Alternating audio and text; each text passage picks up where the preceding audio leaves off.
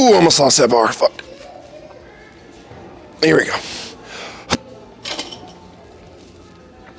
Oh, shush. Oh, that bar slipped in my hands. YouTube, what is up? We're back with another day. Yesterday, crushed one with Welty. Today, crushed one by ourselves. We got this new headband. What is it? Junk headband. Somebody in the Instagram comment or the YouTube comment section recommended it when I was talking about my hat always falling off. So I ordered it and went on to trust. I can't find the stupid comment because I'm YouTube illiterate. I was looking through all my freaking pages. I couldn't find a stupid comment, but somebody recommended these. Appreciate you. Hopefully you're still watching. They're super nice. Not my best look. I would say I probably look a little bit better with the hat on. It's not the worst look. But man, does it keep the hair out of the eyes and it stays on through all of these movements. Absolute money, so appreciate you. We're gonna hit some drop catch benches today, 4 rep max there. We got some plyo push-ups, we got some rotational stuff. Should be a really good good workout. We're about 3 or 4 sets deep already. Feeling good. High contact day with the hands and wrists, building that stuff up. I've been really liking the plyometric approach to the upper body. I think it helps a ton, just health-wise. I feel like I always have just dainty wrist. It's been something that's finally felt like it's built up the wrist to not have those little baby wrists, which was making sense. This is just a random rant I just thought of it. It's like my grandpa and my dad have some of the like beefiest wrists I've ever seen, and it's like all like wrist. Like it's all, they hammer all day long in their construction job. I'm like, man, that's just like an impulse. Like it's just construction work. That's a little bit of a cuckoo-y thought, but it's like, man, they're getting impulse reps in all day long through that. And it makes sense that their wrists are just fucking massive monster hands, right? So, don't really know where I was going with that. That was literally just a thought that popped up in my head, but we got a pretty sweet day today. We're gonna rip that. I had something else I wanted to tell you guys and I'm totally blanking on it. So I'll save that for the actual lift itself and kind of hopefully remember it. And yeah, let's get it, let's go. 4 rep max here, drop catch bench, letting the bench go, dropping, catching at the bottom, coming back up. Dak and I are on a road to do 405. That's our next challenge. We've both done 3 plates now, so 405 is the next plate challenge to kind of fall. Gonna take a long while to get there, but if you ever did a 405 drop catch bench, that'd be pretty fucking nasty and sick. So here we go, 4 rep max today. See how high we work up to today. Maybe rip some singies at the end, depending on how we're feeling. Let's get it.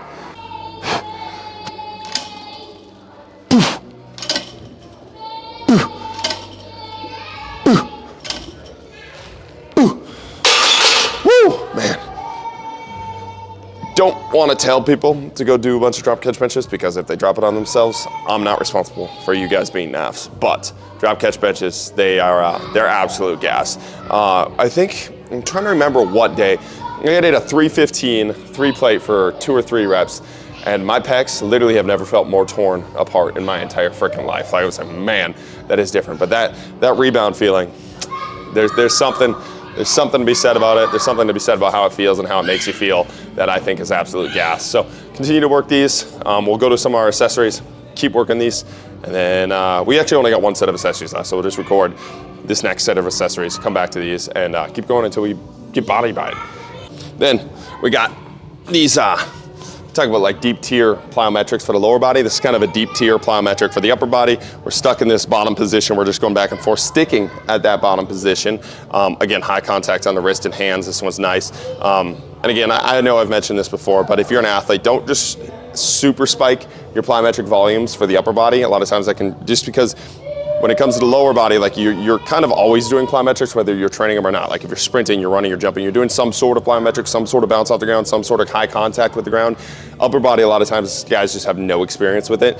So if you come up to a lot of high rep stuff with the upper body plyometric, sometimes it can bug the wrist, sometimes it can bug the hands. But anyways, so start off low reps here, but we got 5 back and forth. We're just going 1, 1, 2, 2, 3, 3, 4, 4, 5, 5. Stuck in this deep position, 1 hand here, 1 hand here. They're pretty nice, feel spicy. Here we go.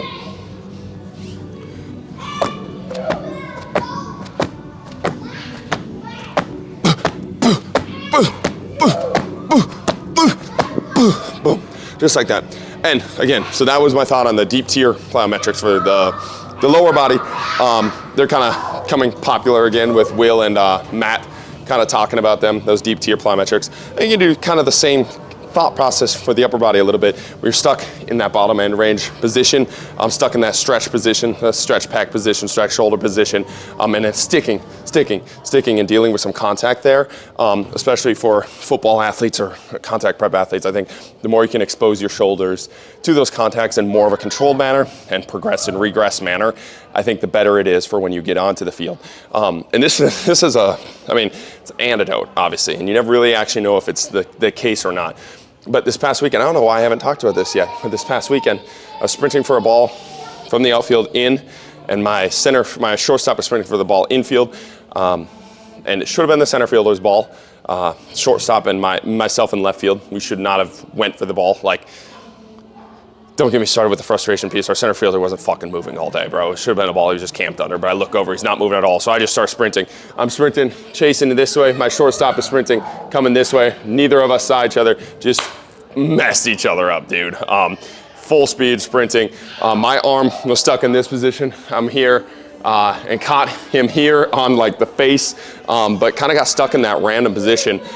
With that arm super extended at like full speed sprinting force. Probably one of the hardest hits I've had, honestly, on somebody. Kind of laid him out a little bit and he had a bloody nose. He got up, he was fine. He's kind of a monster too. He's super explosive athlete. But anyway, he's got that arm stuck in that end range position, yanked back, under high contact. And again, you can't say one thing leads to another thing or this was injury prevention, but I really believe if in college I got stuck in that position, hit that way, and I know because I've been stuck in that position before in college, it's like even slight variations where I get stuck, it'd be like, fuck, dude, like my shoulder's just destroyed. And I got absolutely railed, and I had like the collarbone was sore, but that was pretty much it, right? So I think there's a lot of benefit to these upper body plyometrics and these deep end ranges, and then training the shoulder in some of these end ranges. That I think a lot of athletes are missing. Again, it's not that it's the magic thing. It's not, there's no magic thing. It's that athletes aren't doing it. So when you start adding in the thing that they aren't doing, the thing that they're really, really bad at, the positions that they're gonna be required to go to in sport, when you just start adding that in, it looks like magic, it feels like magic just because they're so bad at it or they have nothing. It's just going from 0 to 1, right? Rather than 1 to 10 and going from there. So not magic, but beneficial, and we'll keep going. Stop yapping. We're yapping a lot today. Let's go. We got these rapid rotations, same thing. I think we did them last week or 2 weeks ago. I talked about how much I like them, and I like them, so we're just gonna keep them in. Here, we got 6 seconds here per side, ripping as fast as possible. This length position, become a good rotator. Thanks, let's go.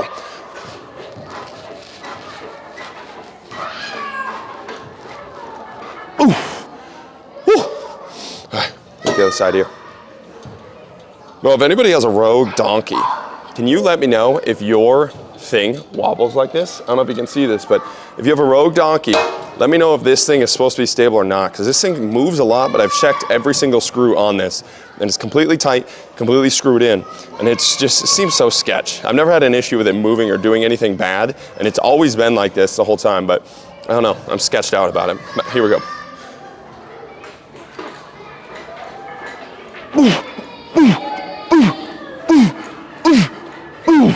There we go. All right, get back to the bench. Here we go. Set number 2 here. Let's rip.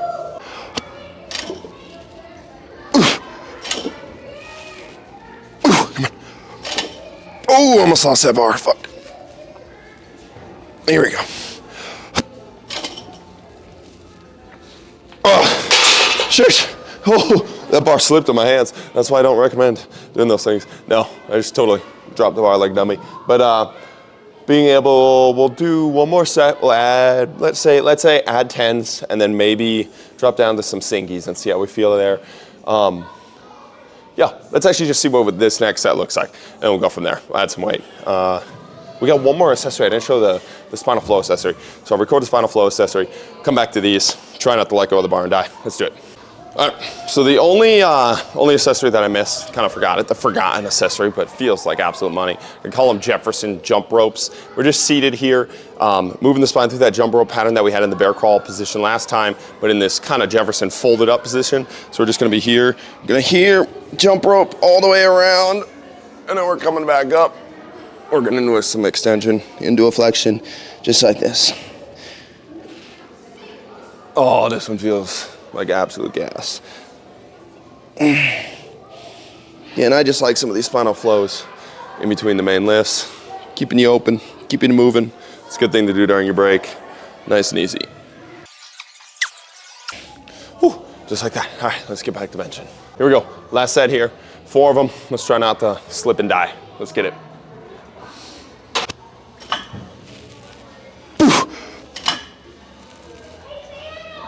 Come on. Come on.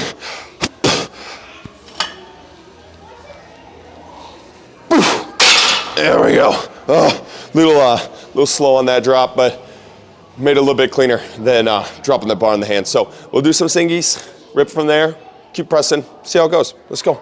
Time for some singies. Let's hit it. Let's not die. Let's go.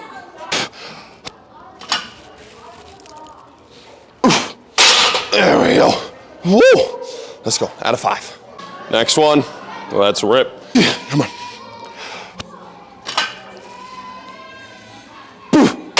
Oh, there we go. Keep ripping. All right, let's rip it. Come on.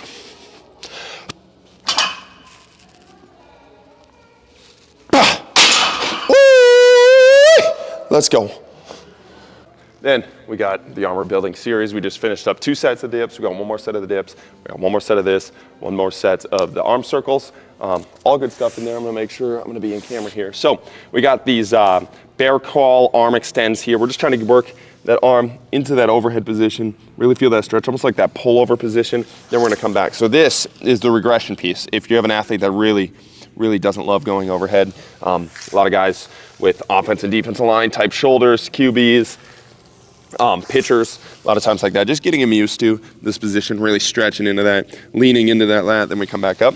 The real version of this exercise is we're gonna come up into this bear crawl position. Same thing, come in there, then we pull back. Feeling that stretch, then we come back. Harder than they look. Ooh, just like that. But really building up that arm extended position, nice and money here. Ooh. Keep rolling over my my thing here.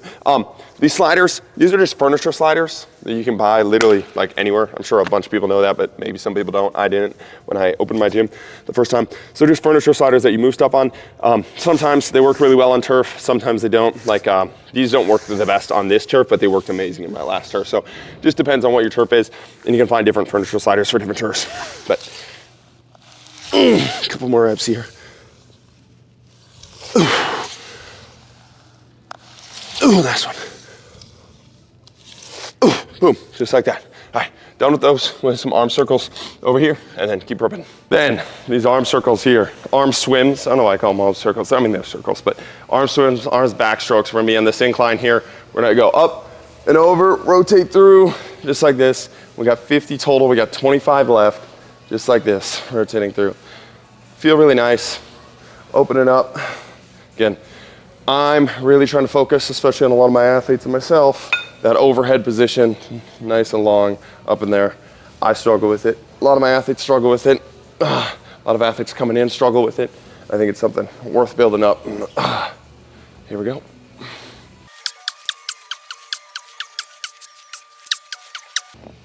Just like that, nice and money, feel freaking buttery. And now we're gonna ruin all that butteriness on these dip isos because I've been getting bodied and it's the 3rd set. So let's do it. Last set of these here, 1 minute hold at the top. So another way that you can do isos is cumulative time. So we have 3 minutes cumulative, 3 sets. I don't know why I couldn't say that word. 3 sets of 1 minute, so we get 3 total minutes. But this week we don't weighted. So once an athlete reaches a point to where they are able to weight their isos and do stuff like this, this is a great way to add intensity to the isos, lower the time. Obviously, you're able to add weight there from that moment. But lower the time, split up the sets and reps. So we still get our 3 minutes in, but now we're at 1 minute time and we got weighted. So we got locked out here, just like these. These are brutal. Nice and spicy at 5 seconds. We're gonna hop up and we're gonna hold for a minute in this locked out position. Come on. Woo! Fuck, man. Oh, yeah, spice. 3rd set was actually the easiest set. I know it looked kind of tough, but the easiest set of all 3. And that kind of happens a lot of times with isos, as weird as it is. Kind of Dak's whole recovery as you work thing. Tommy John talks about it as well.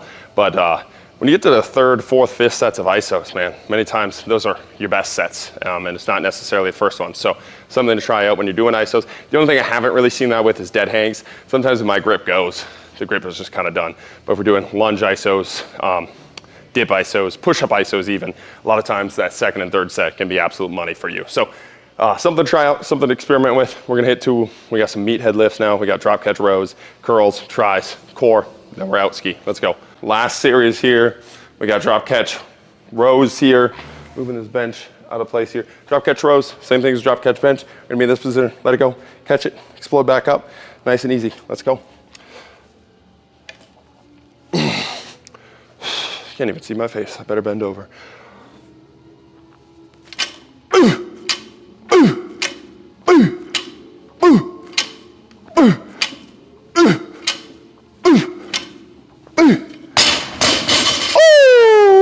That shit's heavy. Whoa, all right, let's go. Then we got these dead stop chest flies here. Really like these actually. These are a little bit of an experiment, but I think overcoming and getting some starting strength in that lengthened position with the pecs is nice, good idea to do, and it feels like money. Kind of running out of time, so I probably won't do the best job of explaining everything for these next couple, but hopefully you can see me. Can you see me? Yep. All right, here we go. So dead stop every time. Just from here, explode back up. Into that.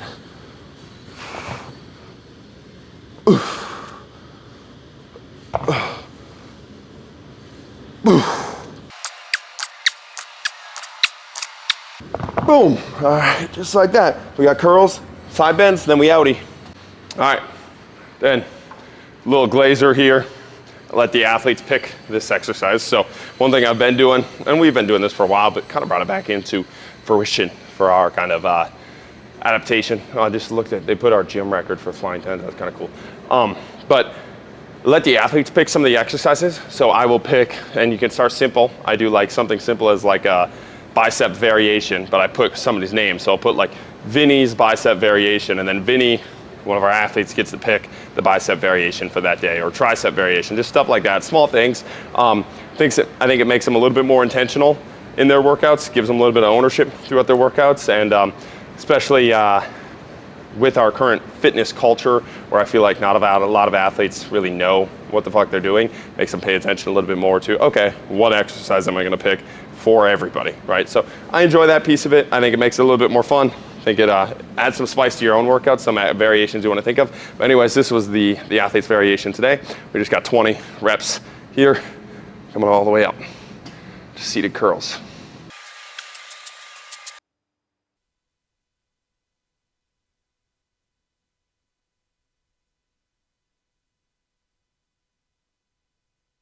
We got side bend variations here. Last one. I'm not sure when my mic died on that last one, so hopefully it wasn't a couple exercises ago and I just didn't realize. I just looked at the screen, I realized the audio wasn't being picked up. So we kind of switched over into the new mic. But all we got left is these side bend variations, and then we're gonna say goodbye. Again, barbell side bends, going heavy on these, using a strap.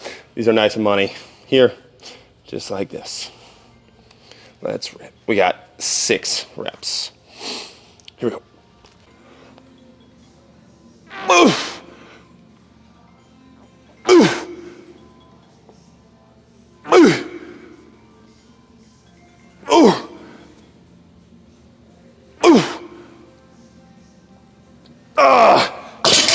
Yeah, just like that. All right, we gotta hit the other side, then we say goodbye, and we go from here. Oh, I grabbed that knot in the middle. Oof. Oof.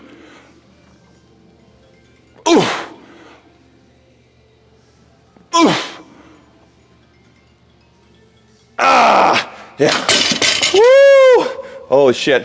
All right, that's our last set there. Camera's at 1%. All of these things are dying. Camera's on 1%, things dying. We got a podcast with Zach Elder and his buddy Alex Cairo. They're at max strength together, bunch of studs. So we're gonna go rip that right now. And yeah, hit some softballs later today. It's sunny out, so it's beautiful, nice weather. Let's get after it today, man. Let's do it. That was a good workout. I feel good. Let's go.